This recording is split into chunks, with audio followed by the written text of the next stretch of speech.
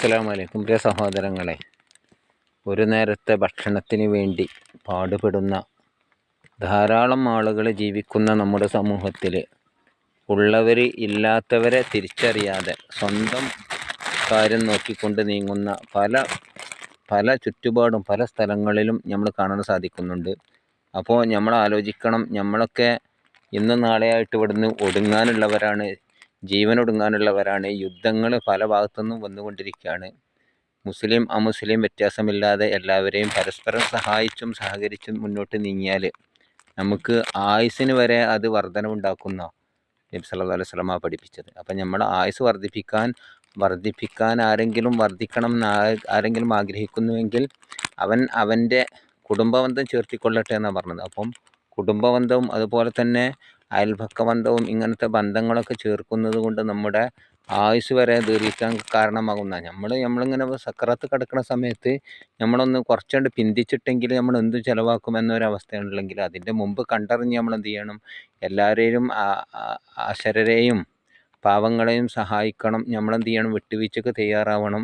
നമ്മൾക്ക് കടങ്ങളിൽ ബുദ്ധിമുട്ട ആളുകളൊക്കെ ഉണ്ടാകും, അവരെന്താണ് നമ്മളെ സഹായിക്കുക. എന്നതുപോലെ മറ്റുള്ള വിഷയങ്ങളിൽ വളരെ വേദനിച്ചുകൊണ്ട് കഴിയുന്ന രോഗം കാരണമായിട്ട് മറ്റൊക്കെ ചാരിറ്റി പ്രവർത്തനങ്ങളൊക്കെ നടത്തുന്ന ആളുകൾ അവർ സ്വന്തം മറന്നുകൊണ്ട് അവർ പ്രവർത്തിക്കുമ്പോൾ അവർക്കൊക്കെ സപ്പോർട്ടെങ്കിലും ചെയ്യുക.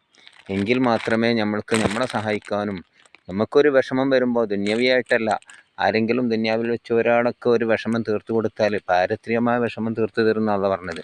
അംഫിക്കും ഇമ്മാറതക്കനാക്കും, നമ്മൾ തന്നതിന് നിങ്ങൾ ചിലവാക്കാന്ന് പറഞ്ഞത്. ഞാനൊരാളടുത്ത് കുറച്ച് പൈസ കൊടുത്തുകൊണ്ട് പറഞ്ഞു ഇതൊക്കെ ഇനി ആൾക്കൊക്കെ കൊടുക്കണം എന്നാണ്. അപ്പോൾ ഇവനെന്ത് ചെയ്താൽ കൊടുത്തില്ല, അവൻ തന്നെ എടുത്തു വെച്ചു. ഇതുപോലെയാണ് അള്ളാഹ് നമുക്ക് തന്നതാണ്. ഇത് ഒന്ന് നമ്മൾ പോരുമ്പോൾ നമ്മൾ വെറും കൈയോടെ വന്നിരുന്നത്. നമ്മളെത്ര വേവലാതിപ്പെടുന്ന, എത്ര ഇല്ലാത്തവരാണെങ്കിലും നമുക്കൊരു കാര്യം ഉറപ്പാണ്, നമുക്കൊക്കെ എന്തൊക്കെ സൗകര്യങ്ങൾ ഇവിടെ ചെയ്തു തന്നു. ശ്വസിക്കുന്ന വായുവിന് നമ്മൾ പൈസ കൊടുക്കണം എന്ന് പറയണമെങ്കിൽ ഇങ്ങനെ ആയിരിക്കും അവസ്ഥ.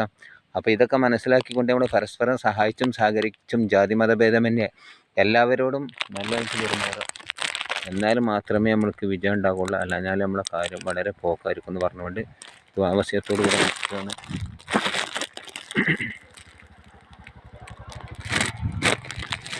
അപ്പോൾ ഈ കാര്യങ്ങൾ നിങ്ങൾ മറ്റുള്ളവരിലേക്ക് എത്തിക്കുക. എൻ്റെ ചാനൽ ആദ്യമായിട്ട് കാണുന്നതിൽ സബ്സ്ക്രൈബ് ചെയ്യുകയും ലൈക്ക് ഷെയർ ഒക്കെ ചെയ്യുക. ഓർമ്മക്കുറിപ്പുകളിലൂടെ എന്ന എൻ്റെ ചാനലുണ്ട്. ഈ നല്ല നല്ല വിഷയങ്ങൾ ഇൻഷാ അല്ലാഹ് നമ്മൾക്ക് അതിലൂടെ സംസാരിക്കാം. നിങ്ങളുടെ പിന്തുണയാണ് നമുക്ക് ആവശ്യം. പിന്നെ നമ്മൾ ഏതൊരു കാര്യം ചെയ്യുമ്പോഴും നമ്മൾ വളരെയധികം 2-3 പ്രാവശ്യം ആലോചിക്കണം. അപ്പോൾ നമ്മൾ തൻ്റെ സഹോദരനെ സഹായിക്കുന്നതിൽ പ്രത്യേകിച്ചും നിലകൃതനാവണം. അല്ലാതിരുന്നാൽ ഞാൻ എൻ്റെ കുടുംബം എന്ന്